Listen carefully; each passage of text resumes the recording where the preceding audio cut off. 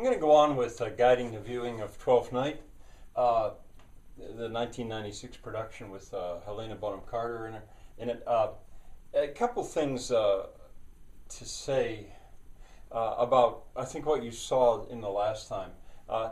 This is a movie. It's been changed considerably from the play. It has to be. It's a screenplay now.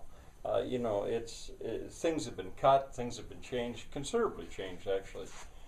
And in Sir Toby Belch, in his teasing of or encouraging of Andrew Aguecheek, one of the things he says, his walk, if he were as good as Andrew Aguecheek, his very walk would be a jig. In other words, he wouldn't walk, he'd dance. And he said he'd come home to church in a galliard.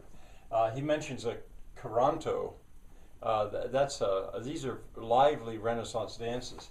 I suspect that if you would go on YouTube, I should maybe do it and look up some of these words.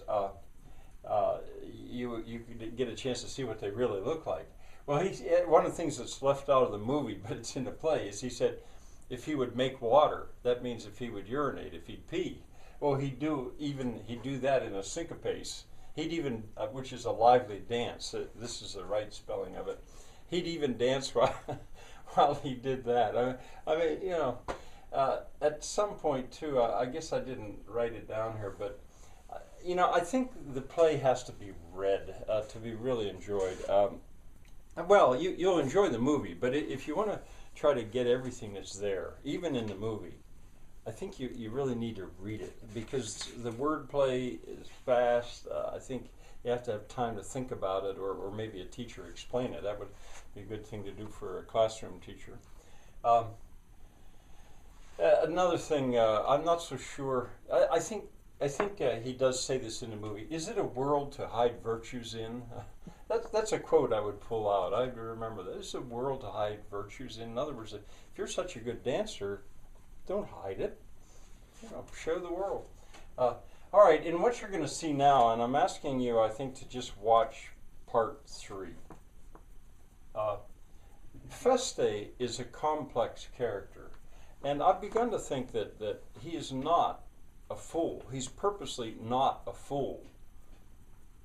Maybe the least foolish of anybody there. He certainly is not funny.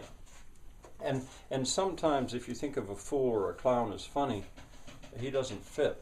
So I think it's been explained that, well, maybe he's jaded, he's tired, he's old. This is what happens to a fool later in life. He's complex. I wanted to mention the word lethargy and lechery. Olivia accuses her cousin Toby Belch of being in a lethargy so soon, drunk so soon, and he hears the word lechery. Well, lethargy is like, you're tired, you don't feel like doing anything. Alcohol will do that. Lechery is, going after illegitimate sex, being horny, I guess we'd say now. It's wordplay. A dislike for Malvolio is important in this movie and play.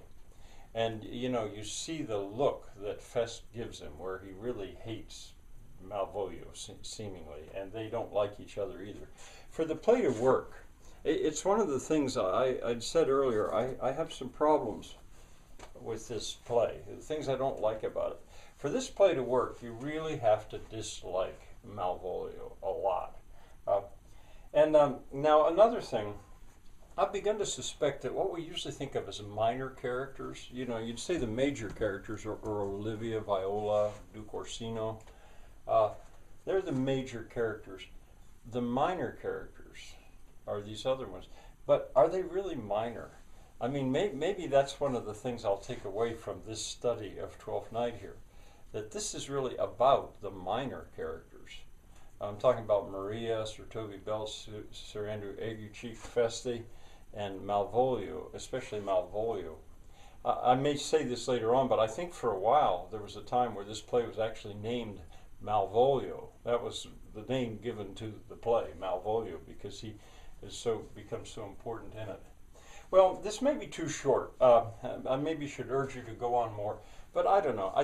It's about to go into a really wonderful scene. I find it so anyway. When Viola meets Olivia and they talk.